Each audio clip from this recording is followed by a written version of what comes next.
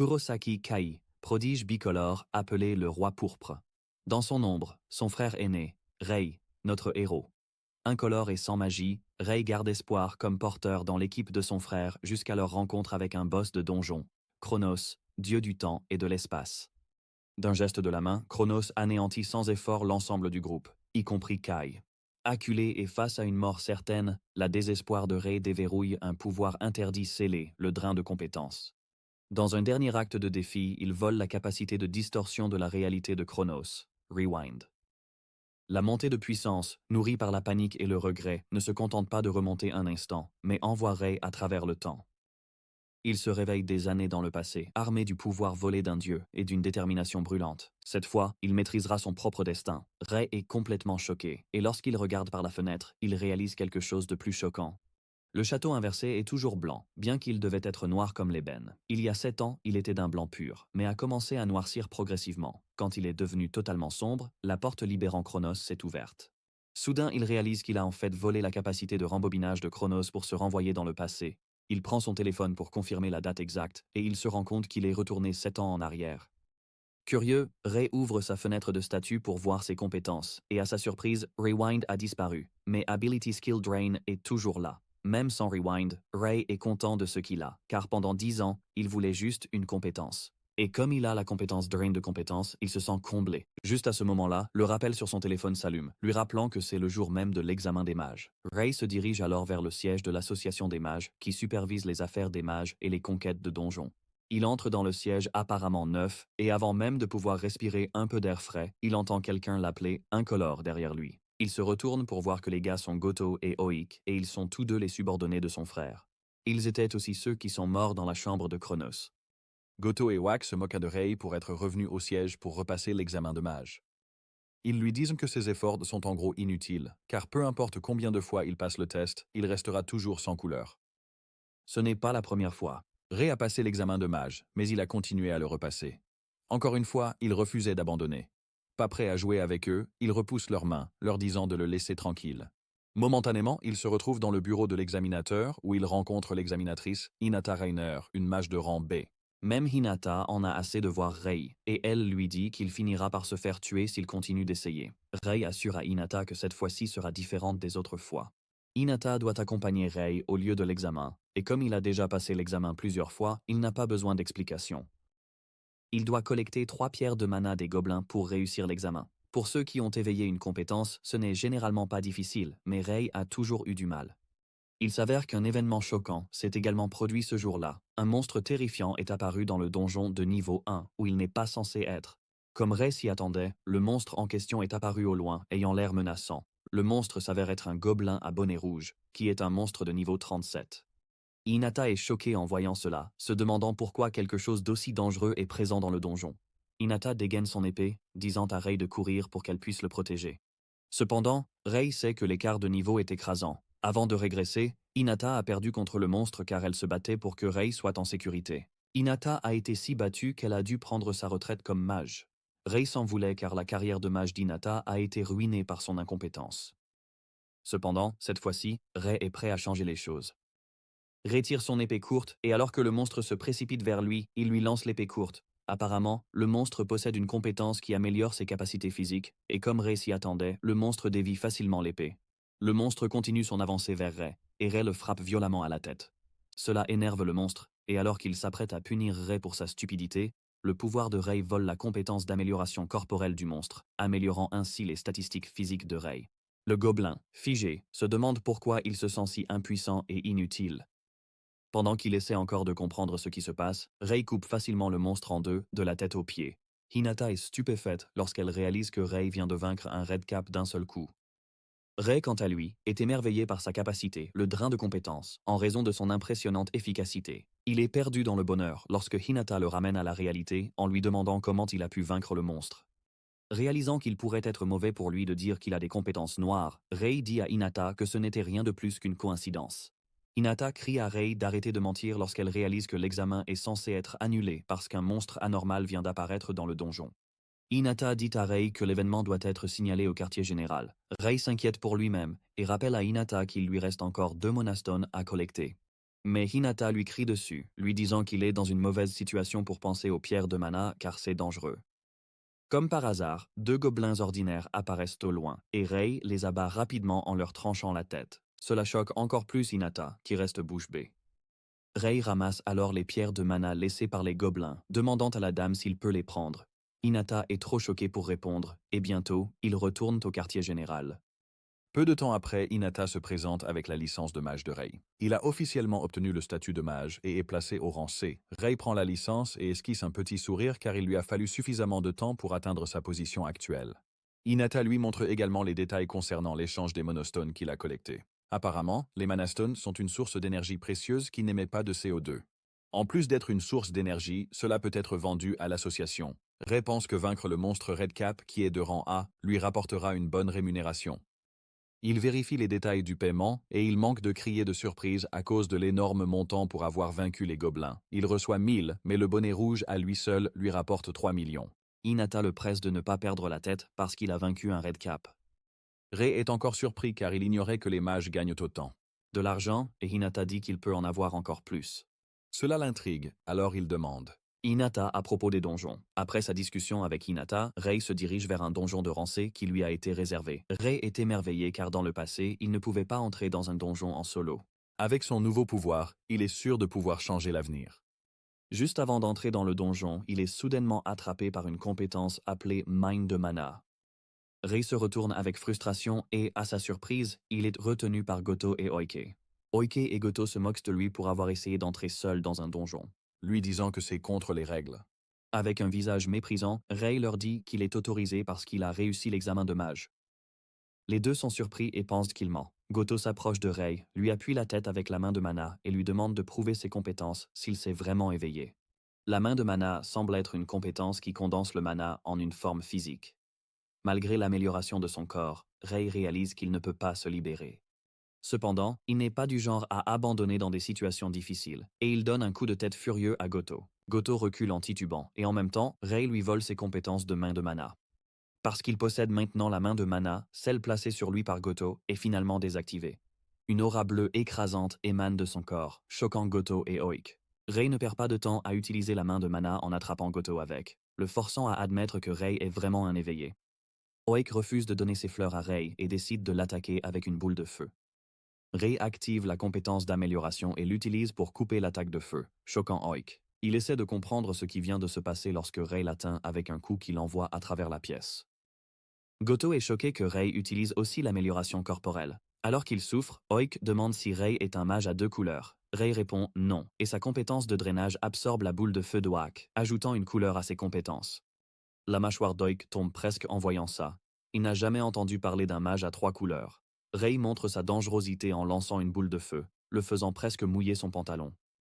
Rei leur demande alors s'ils sont toujours prêts à se battre, mais les deux se regardent avec peur avant de s'enfuir la queue entre les jambes. Une fois qu'ils sont partis, Rei se rend compte que Kai ne sera pas content s'il découvre plus tard ce qui vient de se passer.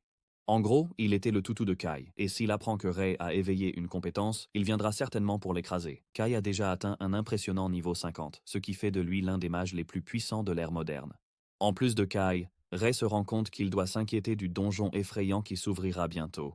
Pour se préparer aux problèmes futurs, Rei sait qu'il doit augmenter son niveau autant que possible, et il entre dans le donjon. Il semble que le niveau soit la base de la force. Monter de niveau permet à un mage d'apprendre de nouvelles compétences qui augmentent son réservoir total de mana et la quantité de mana qu'il peut contrôler en même temps. Rei se promène dans le donjon lorsqu'il est soudainement pris en embuscade par un sorcier de feu de niveau 38. Autour du sorcier flottent plusieurs boules de feu, laissant Rei terrifié car il ne peut en créer qu'une seule. Le sorcier est capable de faire cela grâce à l'énorme différence de niveau. Le sorcier lance ses boules de feu sur Rei et même s'il parvient à en bloquer une, Rei est contraint de changer de position pour esquiver les autres boules de feu. Rei sait qu'il ne peut pas battre le monstre de front, mais une chose reste inchangée. Après l'utilisation d'une compétence, il y a toujours une ouverture. Rei saisit cette chance et fonce vers le sorcier à toute vitesse. Même si l'ouverture ne dure que 2 secondes, le sorcier devient complètement impuissant. À ce moment-là, Rei parvient à frapper le sorcier si fort qu'il est projeté en l'air, tout en lui volant son sort de boule de feu dans le processus. Le sorcier se retrouve sur son derrière, et lorsqu'il essaie de lancer son attaque, il se rend compte qu'il est devenu impuissant.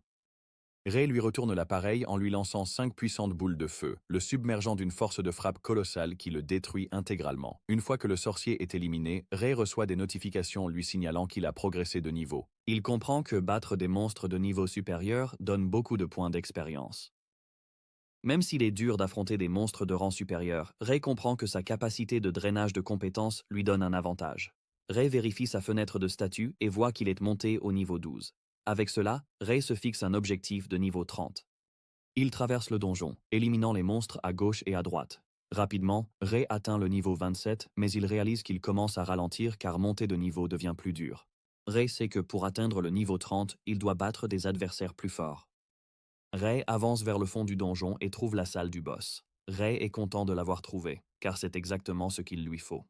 Ray ouvre la porte d'un coup, et lorsqu'il entre dans la pièce, il trouve 2 diablotins de niveau 30 et un démon crâne de niveau 45. Ray est prudent dès qu'il voit cela, mais il comprend que voler leur technique l'aidera à prendre l'avantage. Ray se précipite vers le démon crâne, visant à lui porter un coup, mais à sa surprise, il y a une barrière de mana entourant le monstre, l'empêchant d'activer son drain de compétences. Le démon crâne complique les choses en chargeant vers Ray, manquant de peu de lui arracher la tête, mais il parvient à l'esquiver grâce à la soudaine explosion d'énergie du monstre. Ray comprend qu'il doit faire quelque chose d'assez utile pour vaincre le monstre. Comme il n'a pas encore le pouvoir de drainer le démon crâne, il s'en prend au diablotin. Il abat un diablotin, lui prenant la compétence aiguille de glace avant de le griller avec une boule de feu. L'autre diablotin voit son ami devenir décoration enflammée, mais est trop terrifié pour bouger. Avec l'aiguille de glace, Ray se concentre sur le démon crâne et l'attaque avec l'attaque de l'aiguille de glace, brisant sa barrière de mana. Mais le diablotin battu est vite ramené à la vie par le pouvoir du démon crâne. Même si cela cause du stress à Ray, il ne se plaint pas car vaincre les diablotins lui procure des points d'expérience, ce dont il a réellement besoin. Il abat de nouveau Limp, ce qui lui accorde une nouvelle montée de niveau. En raison de cette récente montée de niveau, la quantité de mana qu'il peut contrôler augmente également. De plus, il débloque une nouvelle capacité, la synthèse de compétences. Ray est soulagé en voyant cela, car c'est exactement ce qu'il souhaite. Il ne perd pas de temps à combiner l'aiguille de glace avec la boule de feu. En utilisant la synthèse de compétences nouvellement acquises, les compétences rouges et bleues fusionnent ensemble, créant une lance de feu que Ray tire vers le démon crâne. Le démon crâne dresse sa barrière de mana comme d'habitude, mais la lance de feu l'affaiblit, donnant à Ray l'occasion de percer et de l'atteindre avec son coup de poing. En frappant le démon crâne, il parvient à lui voler la barrière de mana, mais il ne s'arrête pas là. Il vole également l'amélioration extrême du corps, laissant le démon crâne totalement confus et impuissant. Ray achève sans pitié le démon squelette en lui plantant une lance de feu dans la poitrine, l'engloutissant dans les flammes. Une grande pierre de mana verte tombe après avoir éliminé le démon squelette, et il passe du niveau 28 au niveau 33. Ray soupire de soulagement après avoir vaincu le monstre coriace grâce à la synthèse de compétences. Apparemment, c'est une technique avancée destinée à créer des compétences encore plus puissantes et elle est disponible à partir du niveau 30 environ. C'était ce que Ray espérait et il est heureux d'avoir réussi à la maîtriser juste à temps. Ray savoure sa victoire lorsque le système l'informe qu'il a atteint le niveau requis et que le nombre de compétences qu'il peut garder grâce à l'absorption a augmenté. Ses emplacements de compétences sont passés de 3 à 5 et Ray sourit car il sait que les choses vont devenir plus faciles pour lui. Une fois qu'il a vérifié tout ce dont il a besoin, il sort du donjon et se dirige vers le quartier général pour soumettre la pierre de mana verte. Hinata est stupéfaite lorsqu'elle réalise que Ray a vaincu un démon crâne et a même atteint le niveau 33 en une seule journée. Ray sourit nerveusement, affirmant qu'il a seulement eu de la chance, mais Hinata lui fait savoir qu'il est inédit de dépasser le niveau 30 en une seule journée. Hinata lui fait savoir qu'avec son niveau actuel, il peut même devenir un mage de rang B. À ce moment-là, Ray entend une voix familière résonner derrière lui, accompagnée d'une aura terrifiante. La voix n'est autre que celle de son frère Kai, et Kai pense qu'il y a une erreur car il n'y a pas d'eux. Ray ne peut pas être de rang B. Kai dit aussi que Ray est un type sans couleur, sans talent. Hinata défend Ray, disant qu'il a vaincu un Redcap et le démon crâne. Quand Kai entend cela, il perd son calme et attaque Ray. Il lance un coup de poing puissant droit sur sa poitrine. Kai le bloque facilement avec la garde de mana nouvellement acquise tout en lui souriant et en lui disant de faire attention. Ray bloque le coup. Kai finit par croire que son frère a éveillé des compétences. Pourtant, Kai n'est pas impressionné et exhorte Ray à faire attention, car il veut voir de quoi il est vraiment capable. Hinata remarque que Kai agit de façon insouciante et lui demande s'il se prépare pour un combat. Kai assure qu'il n'y aura aucun souci si Ray est vraiment de rang B comme on le dit, sauf s'il est un faux mage qui a réussi à atteindre le rang B. Ray se rend compte que rejeter les exigences de Kai ne ferait que l'exposer à de futures humiliations et problèmes. Ray décide alors d'accepter le défi de Kai, ce qui choque Kai, mais en même temps l'énerve. Les deux se dirigent vers l'arène du quartier général pour régler leurs différends. Rei sait qu'il doit être prudent avec la quantité de mana qu'il peut contrôler, car il affronte un adversaire plus fort. Rei sait aussi qu'il doit rester sur ses gardes à tout moment, puisque son combo maximum est de 3 compétences de base, tandis que celui de Kai est de 5 compétences. Avec ces chiffres seuls, Rei est presque certain qu'il va perdre contre lui s'il essaie de l'affronter de front. Pour que ce soit équitable, Rei se rend compte qu'il doit apporter quelque chose de spécial une fois qu'ils sont prêts à se battre. Rei attaque avec des aiguilles de glace et Kai répond avec des boules de feu. Les deux attaques se percutent au milieu, provoquant une forte explosion et un nuage de poussière. Cela aveugle la vision de Kai, et avant qu'il ne s'en rende compte, Rei l'atteint avec l'amélioration corporelle, le surprenant. Kai est surpris que son frère utilise 2 couleurs. Rei, quant à lui, essaie de calculer combien de mana de compétences il reste à Kai, puisqu'il en a déjà utilisé une. Alors qu'il s'approche de Kai, il active la synthèse de compétences pour créer la lance de feu. Kai est surpris de voir cela, mais cela lui indique essentiellement que son frère peut désormais utiliser des compétences de 3 couleurs. Cependant, il ne s'inquiète pas du tout. Juste quand Rei est sur le point de l'atteindre, Kai l'accueille avec une boule de feu puissante qui détruit la lance de feu de Rei avant de l'envoyer au sol. Le visage de Rei s'illumine d'horreur car sa lance de feu, nécessitant 2 compétences de mana, a été détruite facilement par une simple compétence. Kai se moque de son frère, disant qu'il peut utiliser 3 couleurs de compétences, mais qu'il ne peut pas se comparer à lui, étant à un niveau totalement différent. Pour remettre Rei à sa place, Kai lui lance des boules de feu mortelles. Rei est obligé de courir pour essayer d'esquiver les boules de feu tout en créant une lance de feu. Il tire la lance de feu sur Kai, mais Kai répond avec son habituelle boule de feu. La boule de feu de Kai traverse et se dirige droit vers Rei, mais il met immédiatement en place une barrière de mana. Cependant, la barrière de mana ne peut pas rivaliser avec la puissance de Kai, et elle se brise, envoyant Rei au sol une fois de plus. Avec Rei à terre, Kai s'avance vers lui, lui disant de baisser la tête en signe de respect, et qu'il oublierait tout ce qui s'est passé jusqu'à présent. Il veut que Rei admette qu'il est insignifiant comparé à lui. Rei sait qu'il ne peut pas battre Kai avec ses petites manœuvres et sa production limitée, mais il n'est pas prêt à abandonner, car il continuerait à vivre comme un esclave. Déterminé à se faire un nom, il se relève, criant à Kai qu'il ne s'inclinera jamais devant lui. Kai est furieux en voyant cela, et dit à Rei qu'il pourrait bien devoir le tuer. Kai active tout de suite la compétence Overlock, qui consomme beaucoup de mana, mais double la quantité de mana contrôlable en même temps. Avec l'Overlock, Kai peut conjurer plusieurs boules de feu, et dit avec assurance à Rei qu'il va voir la puissance d'un roi. Une attaque combo de 10 coups. Rei est pris de peur en voyant cela car il reconnaît la puissance, c'est le coup ultime de Kai. En gros, il est l'un des rares à utiliser autant de mana comparé à ceux de son niveau. Cependant, c'est un pari que Rei avait anticipé que Kai prendrait. Rei s'élance vers Kai et Kai se moque de lui, lui demandant s'il pense pouvoir esquiver son attaque. En plein vol, Rei se retrouve à lutter contre une série de boules de feu, mais il active la main de mana, choquant Kai car il ne s'attendait pas à une autre compétence. Rei sait que peu importe la puissance de Kai, il est soumis à un temps de recharge. Il parvient à esquiver les boules de feu et atteint Kai juste à temps. Kai est en période de recharge lorsque Rei l'atteint et il lui donne un coup de poing au visage. Le coup de poing de Rei est si puissant qu'il envoie Kai à travers l'arène et en le frappant, Rei parvient également à lui voler sa compétence d'Overlock. Rei est satisfait du résultat puisqu'il a pu voler la compétence d'Overlock aussi. Rei croit qu'il a gagné le combat, mais Kai se relève avec un visage défiguré, menaçant de tuer Rei. C'est alors que Kai sort la compétence lance démoniaque, choquant Rei car il ne s'attendait pas à ce que Kai ait déjà appris cette compétence.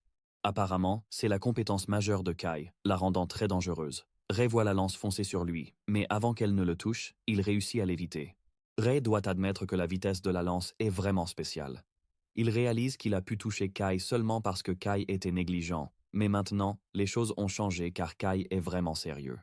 Rei se retrouve à courir autour de l'arène parce que le niveau de force entre lui et Kai a monté en flèche. Même avec la destruction qu'il a causée à l'arène, Kai n'en a pas encore fini. Rei essaye de riposter avec sa lance de feu, mais Kai surpasse son habileté avec la lance démoniaque. La vague de l'explosion envoie Rei directement contre le mur et il crie en heurtant le mur. Kai se moque de lui, disant que c'est exactement pourquoi il est appelé le roi pourpre. Rei doit admettre que Kai a raison, sa lance démoniaque est vraiment puissante. Kai se tient encore au-dessus de Rei, lui disant de ne pas devenir arrogant juste parce qu'il peut utiliser plusieurs compétences. Rei admet qu'il n'est pas à la hauteur de Kai dans son état actuel, mais il se rend soudain compte que le jeu va changer s'il peut découvrir le potentiel de la compétence violette avant le combat. La limite de sa synthèse est de 2 couleurs, mais Rei change complètement la donne en activant la compétence Overlock. Kai est choqué lorsqu'il voit son frère utiliser la compétence Overlock comme si de rien n'était. Grâce à l'Overlock, sa capacité de mana augmente automatiquement et il débloque la synthèse de compétences.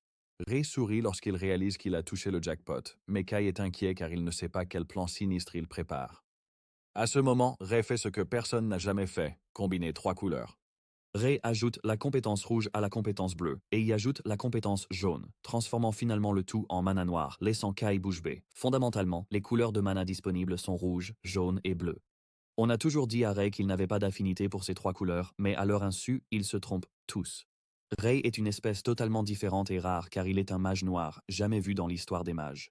Avec la combinaison des 3 couleurs, Ray crée la flamme de l'abîme qui semble vraiment mortelle. La peur s'empare de Kai et il lance frénétiquement une lance démoniaque sur Ray, lui criant de rester à l'écart. Ray repère la lance et lance la boule de feu de l'abysse dessus, l'écrasant instantanément. Une fois la lance démon écartée, Ray court vers Kai tout en préparant une autre boule de feu. Kai ne veut pas abandonner et invoque une autre énorme lance démoniaque pour préparer l'attaque. Il lance sa lance démoniaque, et Ray la rencontre à mi-chemin avec sa boule de feu. La boule de feu de Ray submerge et consume la lance démoniaque, provoquant une grande explosion qui met Kai KO. Ray n'en croit pas ses yeux alors qu'il tombe au sol, stupéfait d'avoir enfin vaincu Kai. La notification du système s'affiche, indiquant qu'il a acquis la flamme de l'abîme, grâce à la compétence synthèse. Peu après, Hinata s'approche de Ray, choqué, lui demandant quelle compétence il vient d'utiliser. Ray est déjà inquiet car il sait qu'il ne peut pas cacher son talent et sa force pour toujours. Ray joue les gars cool et montre son talent, disant que ça semble être une compétence noire. Cela provoque un choc chez Hinata, car Ray est le premier à utiliser la compétence noire. Ray lui demande alors s'il doit signaler sa compétence à l'association, car il préfère que cela reste secret entre eux. Hinata est choquée. Surprise d'entendre cela, elle dit à Ray qu'il manque une opportunité. Ray se demande quelle opportunité il pourrait manquer, et Hinata lui rappelle que le mage le plus puissant de chaque couleur reçoit toujours le titre de roi, ce qui signifie essentiellement qu'il est le roi noir, puisqu'il n'y a personne d'autre. Ray y réfléchit profondément, et même si l'offre est tentante, il dit à Hinata qu'il n'en veut pas. À ce moment-là, Ray sait qu'il est encore faible, ce qui ne convient pas à un roi. À ce moment-là, il se souvient que son frère est toujours évanoui dans l'arène, et il demande à Hinata s'il va s'en sortir. Hinata lui fait savoir que Kai est l'un des rois et qu'il est sûr de se rétablir bientôt, même s'il est grièvement blessé. Hinata prévoit de l'emmener à l'infirmerie. Soudain, ils reçoivent une alerte sur le téléphone, et en la consultant, ils voient qu'un donjon est apparu à l'entrée ouest du parc d'Ikebukuro, avec un niveau de mage recommandé de 70. Hinata est choqué, mais Ray s'y attendait car il savait que cela s'était produit dans sa vie antérieure. C'est un donjon niveau 70, mais la plupart des rois sont encore niveau 50. Dès la première semaine de l'apparition, les rois ont compris leur faiblesse. À cause de cela, ils ont abandonné le donjon d'Ikebukuro. Mais à leur insu, c'est le point de départ d'une tragédie. Apparemment, le donjon a subi un effondrement parce qu'un donjon est censé être conquis dans un délai imparti, sinon les monstres sortiront en masse. Le donjon d'Ikebukuro a été le premier des donjons où l'épidémie de donjons s'est produite.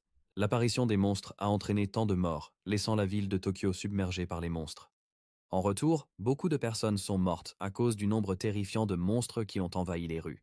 Cependant, Ray est prêt à empêcher que la tragédie ne se reproduise, quoi qu'il en coûte. Hinata perd presque l'équilibre lorsque Ray lui raconte son plan pour conquérir le donjon. Hinata essaie de lui dire à quel point le donjon est dangereux, même s'il est assez fort. Seuls les mages de rang A peuvent entrer dans le donjon car le niveau recommandé dépasse 50. Comme il reste du temps avant l'éruption, Ray demande si l'examen de promotion au rang A est toujours prévu la semaine prochaine, et Hinata confirme. Étant donné cela, Ray explique à Hinata son plan pour atteindre le rang A d'ici le moment où il passera le prochain examen. Hinata est encore plus surprise en l'entendant, mais elle ne peut nier le fait que Ray a réellement les compétences pour réussir l'examen. Cependant, elle semble avoir un problème et Ray lui demande ce que c'est. Hinata lui dit alors que pour passer l'examen de promotion au rang A, il doit d'abord nettoyer un donjon de rang B avec une équipe. Ça veut dire qu'il doit monter une équipe et réussir un donjon de rang B, et Ray a complètement oublié ça.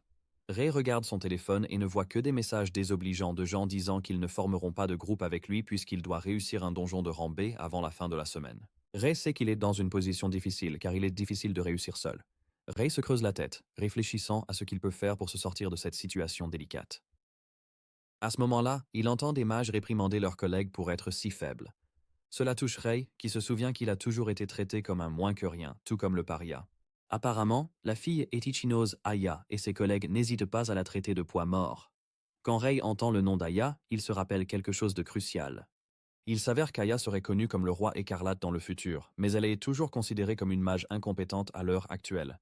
Même si elle est faible, Ray est déçu que les membres de son groupe la traitent comme une moins que rien. Aya a dit à ses coéquipiers qu'elle ne peut pas se permettre d'être expulsée du groupe car elle ne pourra pas payer les frais médicaux de sa sœur. Elle promet de faire mieux la prochaine fois qu'ils entreront dans un donjon, et le chef du groupe lui dit qu'elle attendra de voir ce qu'elle peut faire lors de leur raid ce jour-là. Elle dit à Aya qu'elle sera exclue de l'équipe si elle échoue, et Aya accepte nerveusement. Aya et son équipe partent ensuite pour affronter un donjon, mais Rei craint que ça ne tourne mal. Rei sait qu'Aya est devenu le roi écarlate dans les années suivantes. Elle a traversé de nombreuses épreuves avant ça.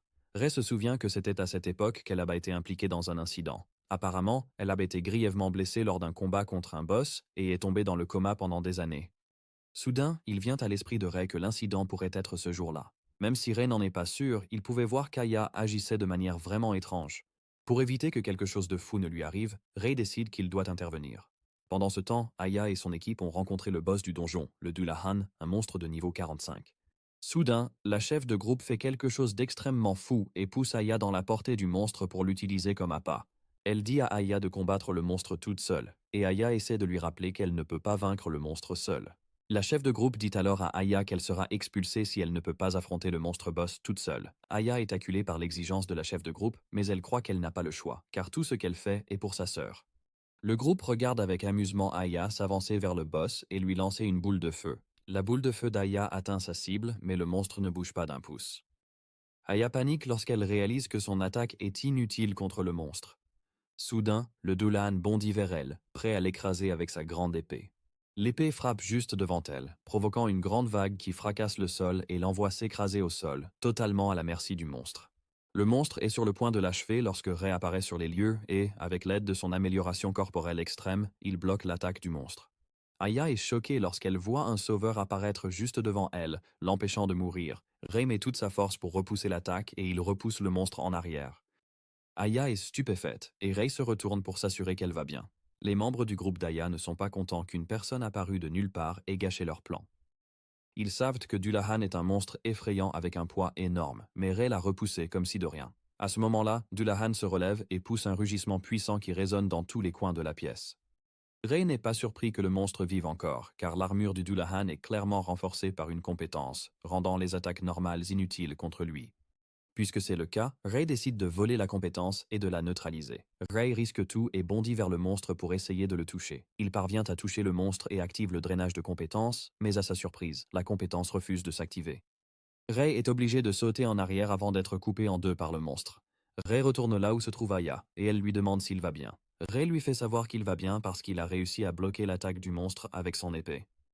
Rei comprend enfin que l'armure de Dullahan est sa partie externe, et pour que le drainage de compétences fonctionne, il doit toucher la partie interne de son corps. Juste à ce moment-là, Dullahan écrase son épée au sol, libérant une énorme décharge d'énergie. Rei lève sa barrière de mana et crie à Aya de rester derrière lui pour qu'elle ne soit pas touchée. La barrière de mana de Rei bloque avec succès l'attaque entrante, mais la vague de l'attaque envoie les membres du groupe voler comme des feuilles de papier. Seule la chef de groupe reste debout, et elle lance avec colère une lance de glace sur le monstre.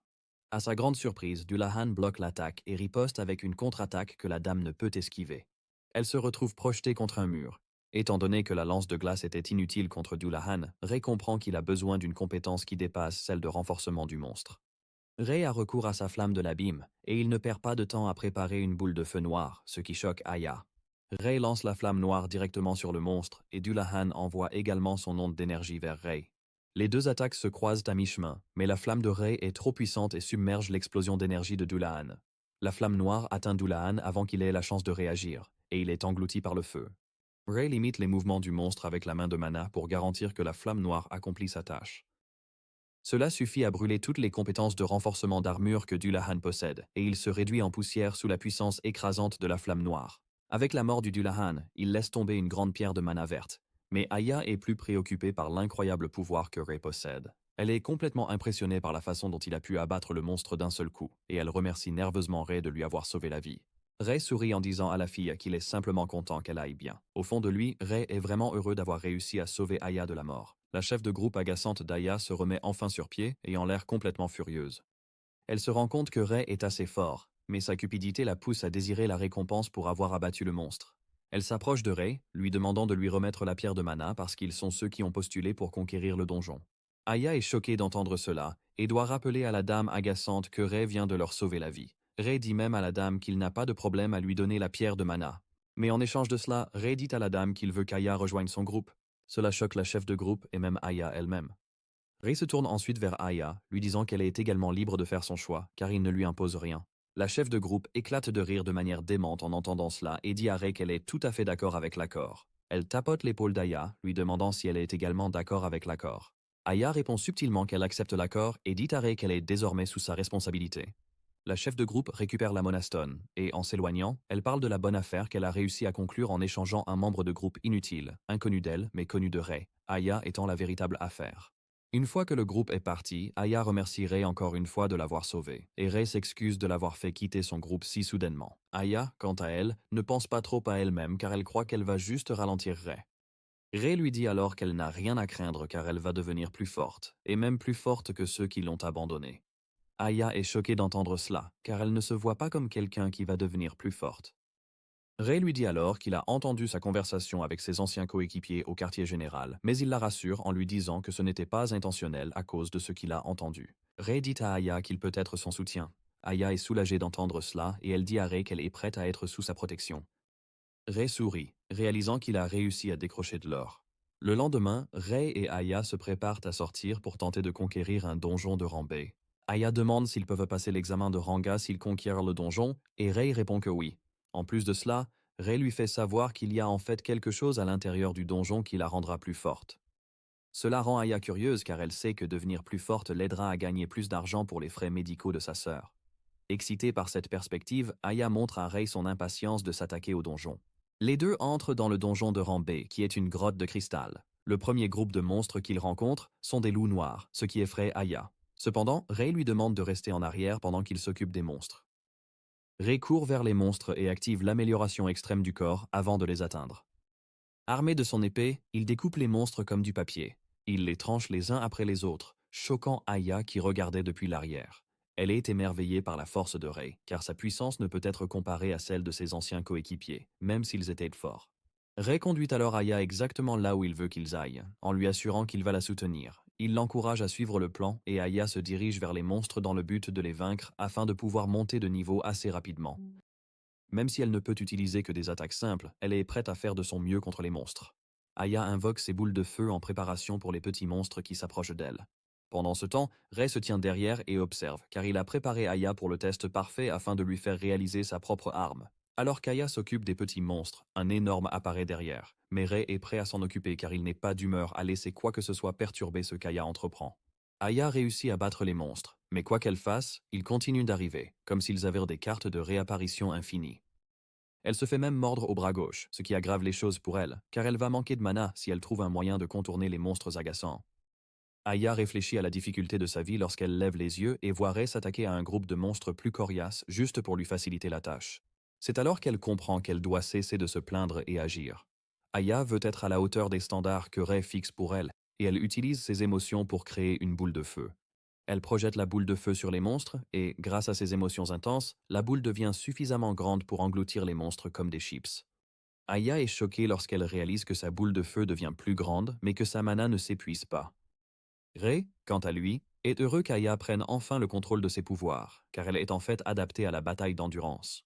En gros, sa réserve de mana est sa plus grande arme, et elle vient de la découvrir. Aya est émerveillée en réalisant qu'elle a débloqué une compétence de blocage nommée fournaise explosive. Momentanément, les deux arrivent dans la salle du boss, qui abrite un énorme slime de niveau 52. Alors que Ray fonce vers le slime, il dit à Aya d'utiliser sa nouvelle compétence contre le slime. Aya reconnaît l'ordre, et elle libère son haut fourneau, déchaînant une puissance de feu écrasante qui la choque. Elle ne peut pas croire qu'elle est capable d'une telle puissance terrifiante. D'un autre côté, Ray est conscient de ce dont elle est capable, car le haut fourneau est une compétence qui augmente la puissance de feu de son attaque, mais à un coût élevé en mana. Cela correspond essentiellement à son ensemble de compétences. Mais soudain, Ray réalise que le niveau de puissance de feu qu'il observe est supérieur à ce qu'il pensait. La puissance de feu d'Aya engloutit toute la pièce, la rendant rouge, et elle finit par éliminer le slime. Après la défaite du boss, Ray s'approche d'elle et la félicite pour son excellent travail. Aya est d'abord secouée, mais elle se ressaisit et commence à rire car elle n'aurait jamais cru être capable d'un tel pouvoir incroyable. Cependant, elle ne tarde pas à remercier Ray, car c'est grâce à lui qu'elle a découvert son potentiel. Après avoir conquis le donjon de rang B, les deux retournent à la surface et elle mentionne qu'ils ont réussi à remplir la condition qui leur permet de participer à l'examen de rang A, ce qui signifie qu'il ne reste plus qu'à passer l'examen. Ray lui sourit, confirmant cela, mais au fond de lui, il est impatient de passer l'examen car c'est indispensable. Le jour de l'examen de rang A, les deux se dirigent vers l'association, et Hinata leur dit qu'ils vont devoir évaluer leur capacité de combat et être jumelés avec quelqu'un pour un combat simulé. Ray est prêt à passer l'examen et à réussir, afin de devenir enfin un mage de rang A pour son prochain plan. Aya est également enthousiaste et elle encourage Ray à donner le meilleur de lui-même. C'est alors qu'il rencontre d'anciens membres du groupe et l'agaçant chef Isoyama. Il se moque d'elle pour avoir essayé de passer l'examen, mais Ray intervient pour défendre Aya, en disant aux membres du groupe qu'Aya ne va pas perdre contre des lâches comme eux. Isoyama ricane puis se moque de Ray, lui disant qu'elle a de meilleurs membres de groupe qu'il peut recruter à la place de l'inutile Aya. À ce moment-là, le membre du groupe en question apparaît au loin, et il s'avère que c'est une certaine dame Aono Yuri. Cela inquiète immédiatement Ray car il a entendu ce nom dans sa vie passée. Apparemment, Yuri était si puissante qu'elle a une fois exploré seule un donjon très dangereux sans beaucoup de stress. C'est après cela qu'elle est devenue vraiment célèbre, et en jugeant par les circonstances actuelles, Ray comprend facilement que Yuri est probablement déjà une mage de rang A. Yuri s'approche de Ray, disant qu'il ressemble à quelqu'un d'intéressant. Cela prend Ray au dépourvu, le laissant fixer Yuri. Étrangement, Aya s'inquiète de la façon dont Ray agit et l'appelle par son nom. La mention de son nom révèle immédiatement à Yuri qui il est, car elle parvient à comprendre qu'il est le frère aîné de Kai. De plus, elle a appris que Kai a perdu contre lui, et cette nouvelle choque Ray parce qu'il ne savait pas que ses exploits s'étaient répandus parmi les mages. Aya, quant à elle, est totalement choquée que Ray ait vaincu Kai, et elle est obligée de lui demander si c'est vrai. Yuri se retourne alors pour dire à Ray qu'il pourrait être impressionnant, mais qu'il n'a aucune chance contre elle. Yuri mentionne que le roi pourpre Kai est plus faible qu'elle. Les mages se réunissent au centre d'entraînement pour tester leurs compétences contre le golem artificiel de l'association. Le golem est recouvert d'une roche spéciale, plus dure que la normale, et on encourage les mages à donner le meilleur d'eux-mêmes contre lui. Ray est la première personne à être appelée pour tester sa force contre le golem. Il se tient devant le golem et invoque une boule de feu, mais les mages présents commencent à rire de lui pour avoir essayé d'utiliser un élément de feu contre un golem en métal. Alors qu'il se précipite vers le golem, Ray est presque sûr que l'élément feu sera totalement inutile contre le golem. Mais juste avant d'atteindre le golem, il combine l'attaque de feu avec l'éclat de glace pour créer la lance de feu. Ray tire la lance de feu sur le golem, et elle brise la tête du golem, laissant un nuage de fumée dans son sillage. Le superviseur examine le golem, et au moment où il n'obtient aucune réponse, il confirme que le golem a été vaincu. Les mages qui se moquèrent de Ray auparavant commencèrent à murmurer avec admiration car ils ne s'attendaient pas à ce que Ray abatte le golem d'un seul coup. Yuri, quant à lui, est impressionné par la manière dont Ray a fusionné les deux éléments pour créer un élément encore plus puissant. Ray sourit car il est manifestement fier de la façon dont il a géré toute la situation. Pour Aya, elle passe le test de mesure du réservoir de mana et doit tenir une boule de cristal avec ses mains pour obtenir la mesure précise. Juste avant qu'elle ne touche la boule de cristal, ses anciens coéquipiers la raillent déjà, disant qu'elle devrait avoir honte de venir à l'examen. Cependant, tout le monde dans la salle est abasourdi lorsque l'appareil affiche sa puissance de feu écrasante. Isoyama n'en croit pas ses yeux et suppose qu'Aya triche très certainement. Une fois qu'ils ont terminé les autres prérequis, l'examinateur dit aux mages que les combats simulés sont la dernière chose sur la liste. Pour le premier match du combat simulé, Aya est opposée à son ennemi, Isoyama. Aya reste calme alors qu'elle s'apprête à affronter la dame, mais Isoyama est impatiente de combattre Aya pour pouvoir la révéler telle qu'elle est vraiment. Le combat commence, et Isayama lance une série d'aiguilles de glace sur Aya, mais elle les brise facilement avec une gigantesque boule de feu qui projette des éclats de glace partout, aveuglant presque la lanceuse elle-même. Isayama est choquée de voir cela, car elle ne s'attendait pas à ce qu'Aya ait une telle puissance de feu. Isayama est stupéfaite, mais Aya n'a même pas encore commencé. Aya crée une autre boule de feu et la lance sur Isayama. Isayama ressent la puissance terrifiante derrière la boule de feu et érige immédiatement une barrière de mana, espérant que cela la sauvera avant que l'attaque ne frappe. Elle se moque d'Aya, la traitant de folle, car son plan d'attaque est simple. Elle veut bloquer l'attaque d'Aya avant de contre-attaquer pour la déstabiliser. Soudain, elle réalise quelque chose de fou, à savoir que l'attaque d'Aya ne s'arrêtera pas de sitôt. Aya continue de lancer une série de boules de feu sur Isoyama et sa barrière de mana, et à cause des attaques consécutives, la barrière de mana se brise, exposant la peur d'Isoyama derrière elle. Isoyama se tourne vers sa lâcheté habituelle, mais alors qu'elle s'enfuit, elle est frappée par un des débris résultant de l'attaque de boules de feu d'Aya. Isoyama est touchée à l'arrière de la tête, et alors qu'elle s'effondre au sol, chaque fibre de son être refuse de croire qu'Aya l'a surpassée en force. Elle s'effondre au sol et l'examinateur arrête le combat, déclarant Aya la gagnante. Le visage d'Aya s'illumine d'excitation, et alors qu'elle retourne dans les gradins, Ray la félicite pour le travail bien fait. Aya sourit, disant qu'elle n'arrive pas à croire qu'elle a gagné, mais elle souhaite bonne chance à Rei pour son combat contre Yuri. Yuri reste calme en disant à Rei de se rendre dans l'arène pour leur combat. Alors qu'ils entrent dans le ring, Yuri demande à Rei s'il y a une raison particulière pour laquelle il passe l'examen. Rei reste silencieux, et Yuri dit qu'elle peut voir qu'il est plus préparé par rapport aux autres participants. Rei répond alors qu'il a quelque chose qu'il doit faire quoi qu'il arrive, c'est pourquoi il ne peut pas permettre à Yuri de l'arrêter.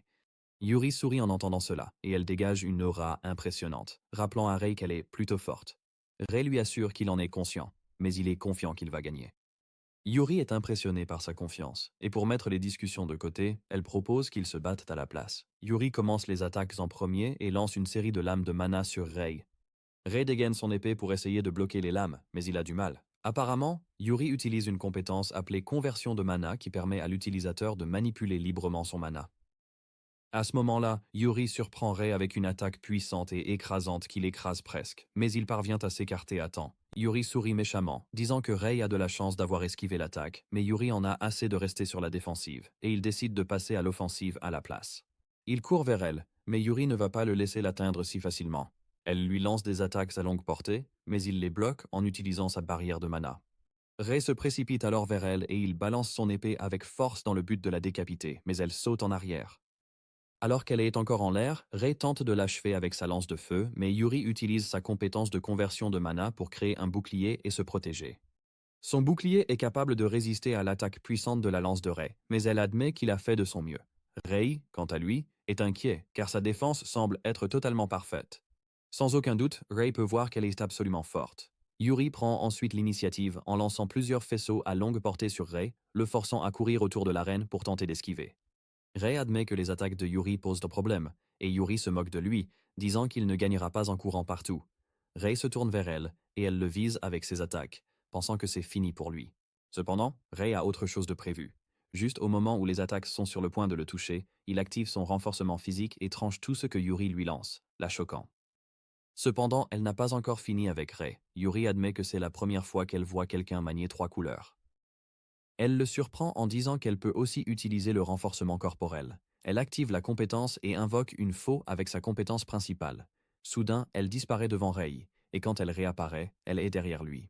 Rei est sur le point de perdre son sang-froid, mais réussit à se retourner juste à temps pour parer l'attaque. Rei est repoussé en arrière par l'assaut écrasant, et avec la vitesse fulgurante de Yuri, il se retrouve rapidement en position défensive tandis que Yuri le pourchasse. Rei ne peut pas croire la quantité de puissance écrasante que la fille possède, et à cause de cela, il décide d'aller à l'extrême. Il permet à Yuri de s'approcher et il lui attrape la main. Mais Yuri se moque de lui pour cela, croyant qu'il n'y a rien à en tirer. Soudain, elle se rend compte que quelque chose ne va pas chez elle, et avant qu'elle ne le sache, Rei a volé sa compétence d'amélioration corporelle. Elle commence à tituber en arrière en réalisant que sa puissance la quitte, la laissant sans moyen de se défendre. Rei trouve l'ouverture parfaite pour porter un coup direct en plein dans sa poitrine. Yuri tousse de douleur en tombant au sol. Elle ne peut pas croire que Rei cachait en fait son véritable pouvoir. Pendant tout ce temps, avec Yuri à terre et incapable de se défendre, Rei est déclaré vainqueur du duel. Puis, Yuri se réveille à l'hôpital. À l'hôpital, elle aperçoit Rei et Aya près d'elle. Tous deux sont ravis de la voir revenir à la vie, et elle avoue avoir perdu le combat. Elle dit à Rei qu'elle ne pensait pas qu'il serait si fort. Yuri demande pourquoi il est venu la voir. Humblement et respectueusement, Rei incline la tête et demande à Yuri si elle accepterait de rejoindre son groupe. Yuri est surprise d'entendre ça, et Rei lui dit qu'après avoir réévalué la bataille, elle a aussi été promue à un rang. Rei admet qu'ils ont besoin de Yuri s'ils veulent avoir une chance de conquérir des donjons difficiles. Rei est encore en train de parler lorsque Yuri l'interrompt en riant à haute voix, disant qu'il est vraiment un type intéressant. Yuri ne s'attarde pas davantage et dit à Rei qu'elle ne voit pas d'inconvénient à le suivre. Rei est ravi de l'entendre et les deux se serrent de la main pour sceller l'accord. Soudain, le sol tremble violemment, laissant Rei inquiet. Il se demande ce qui pourrait arriver, et sans qu'il le sache, Chronos tente de se libérer de sa prison, ayant juste besoin d'un peu plus de force pour réussir.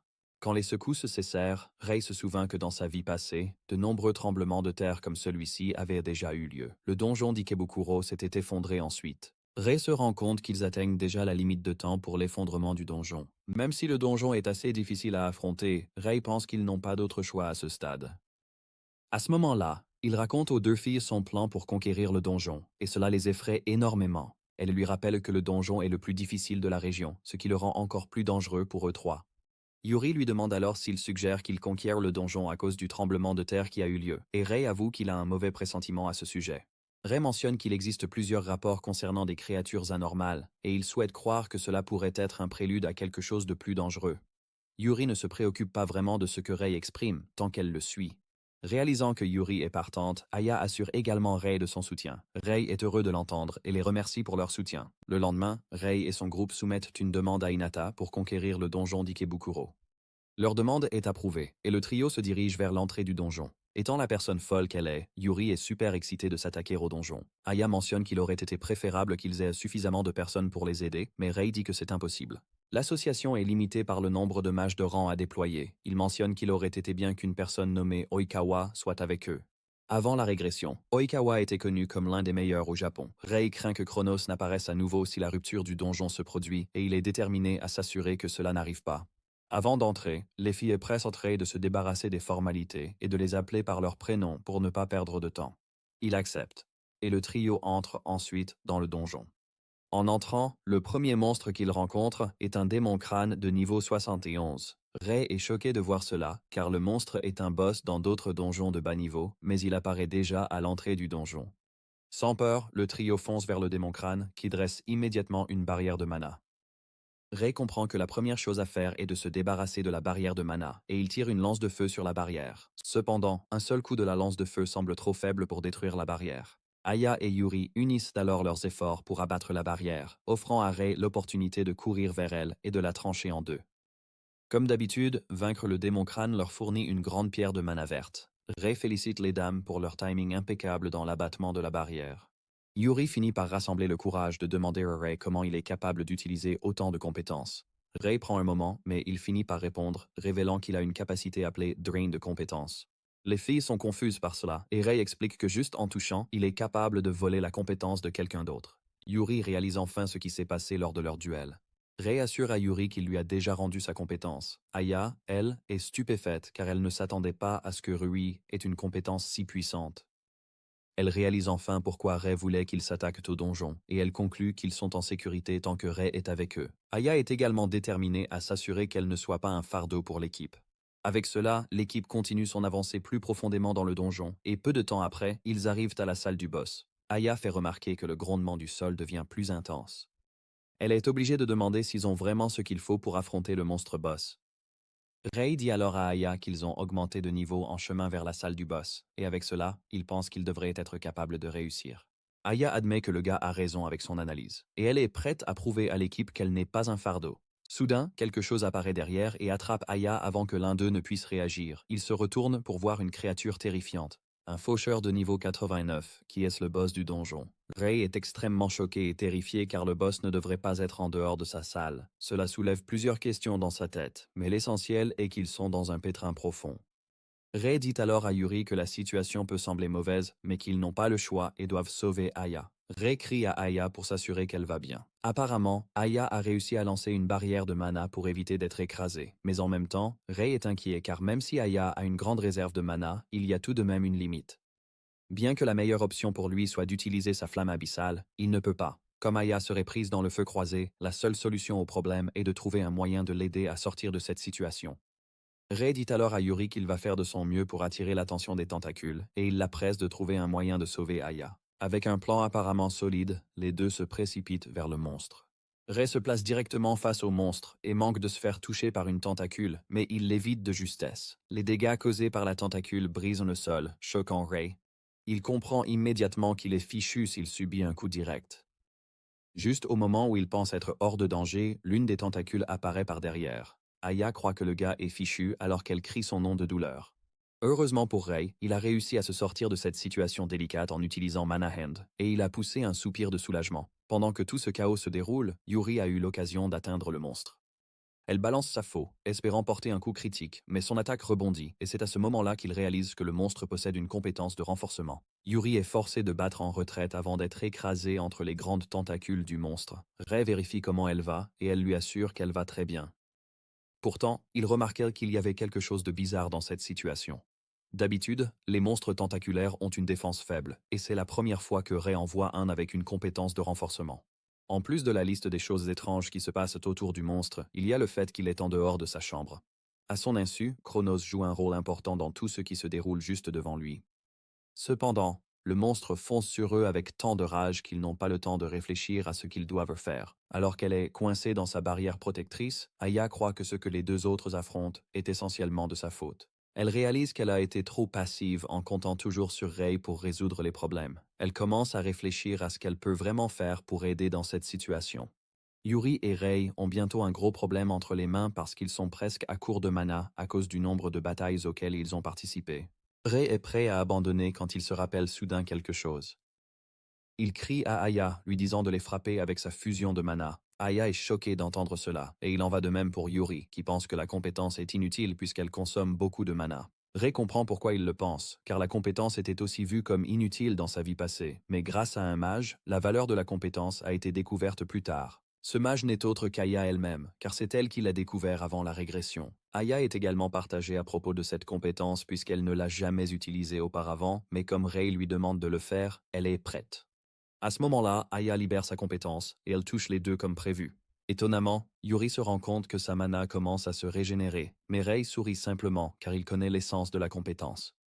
Apparemment, la mana fusion a un effet qui partage la mana de l'utilisateur, mais c'est une compétence que seul un mage avec une grande quantité de mana peut maîtriser. Aya est enthousiaste en voyant cela, mais soudain, elle se rend compte que la quantité de mana qu'elle partage n'est pas suffisante.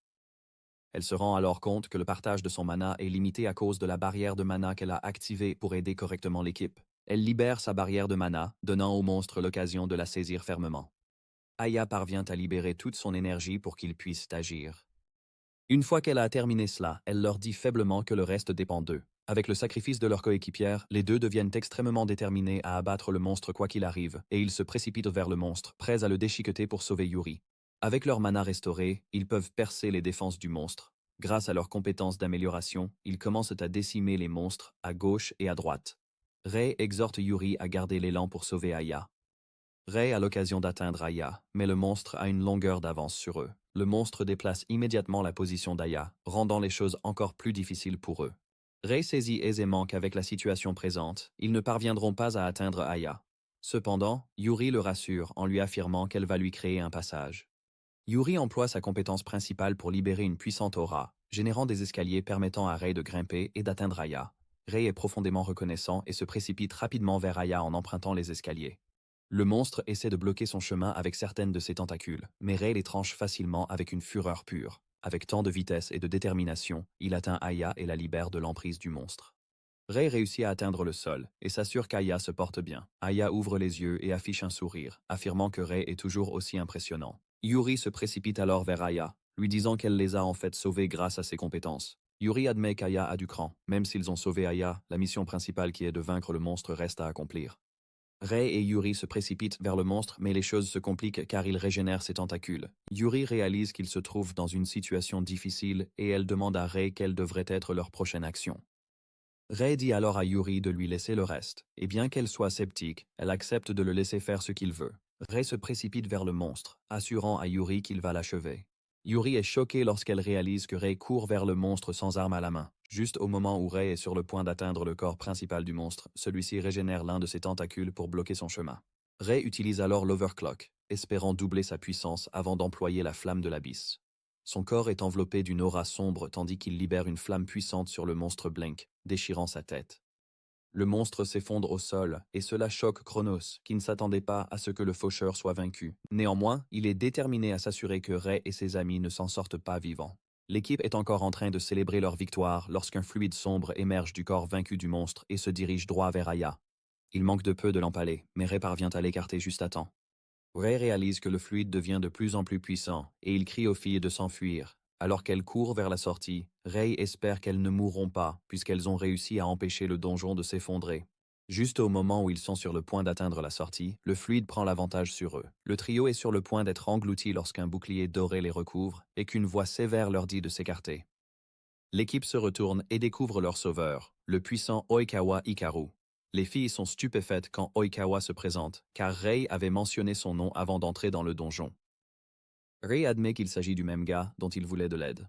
En gros, Oikawa est plus fort que tous parce qu'il est actuellement un mage de rang S. De plus, il était connu sous le nom de Roi Jaune avant la régression de Rei.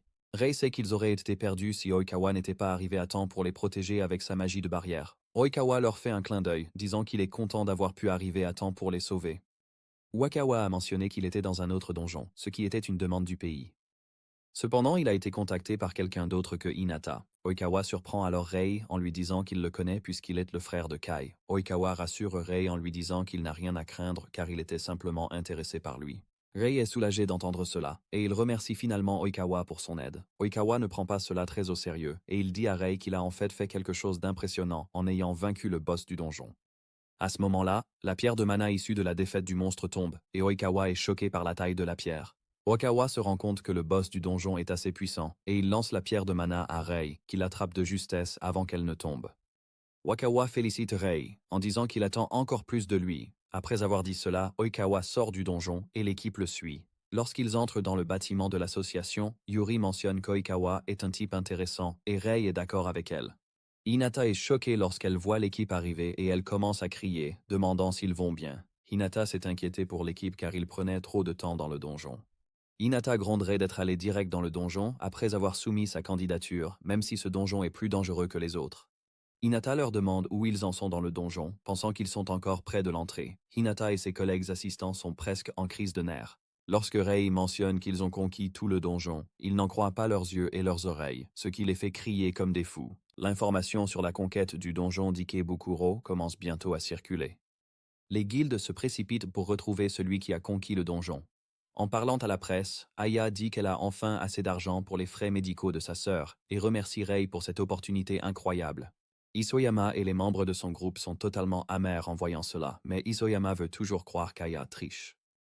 La même chose s'applique à Kai, qui est extrêmement en colère que ce soit Rei qui ait conquis le donjon. La nouvelle de Rei conquérant les donjons s'est répandue partout, surtout qu'il était auparavant connu sous le nom de Colorless. Les discussions de groupe se sont enflammées, les amis se critiquant mutuellement et suggérant qu'ils devraient tous s'excuser d'avoir mal parlé de Rei. Pendant que tout le monde parle de l'impressionnante performance de Rei, lui pense à comment il va devenir plus fort puisqu'il a pu conquérir le donjon grâce à l'aide qu'il a reçue des autres. 3 jours après, Rei va à l'association car Hinata l'a convoqué, disant qu'il y a quelque chose qu'il doit entendre.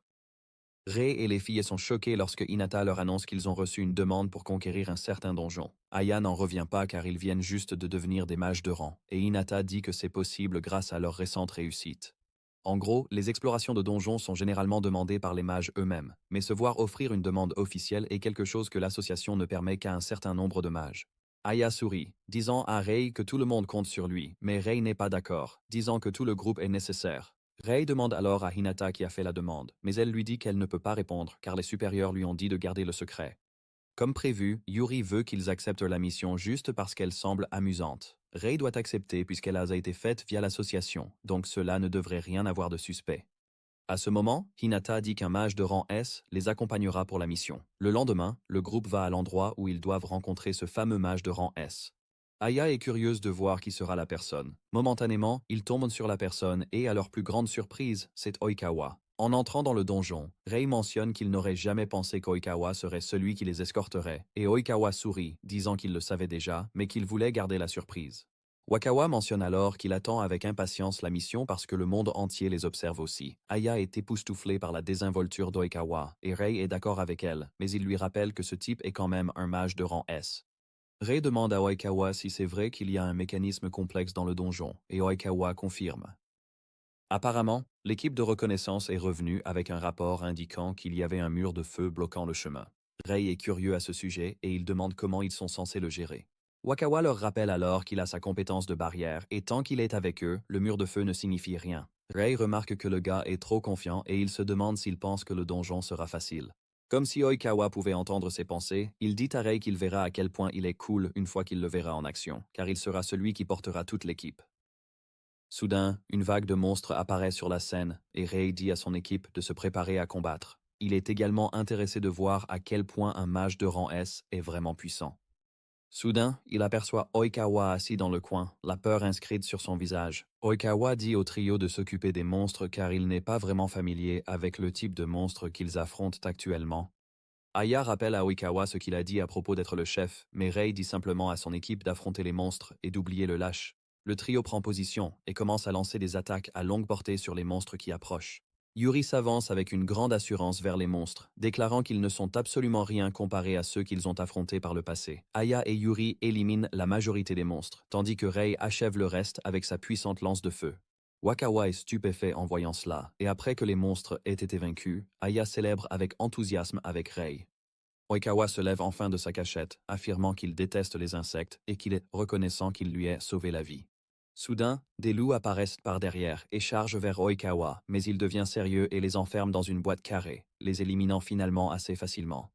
Rei et son équipe sont choqués en voyant cela, et Rei demande à Oikawa quel type de compétence il vient d'utiliser. Oikawa mentionne que la compétence s'appelle le carré et que c'est l'une de ses compétences de barrière. Cependant, cette compétence ne peut pas être utilisée contre un grand adversaire. Rei est complètement stupéfait car il en a entendu parler auparavant, mais c'est la première fois qu'il va en être témoin. Une fois les monstres éliminés, Oikawa suggère qu'il continue à avancer, tandis que Rei marche derrière lui. Il est complètement émerveillé par Oikawa, car il est l'incarnation de ce à quoi un rang S devrait ressembler. Momentanément, ils arrivent au mur de feu, et c'est exactement comme le rapport l'avait dit. L'intensité du feu se fait sentir à plusieurs mètres sans même s'en approcher. À ce moment-là, Oikawa s'avance et crée un chemin à travers le feu avec sa magie de barrière. L'équipe traverse le passage avec excitation, et ils trouvent bientôt un autre trou qui mène à la salle du boss. Prêt, Rei propose d'avancer dans la chambre du boss. Oikawa, au fond, attend de voir ce que Rei peut faire, curieux de savoir s'il est un imposteur ou vraiment à la hauteur.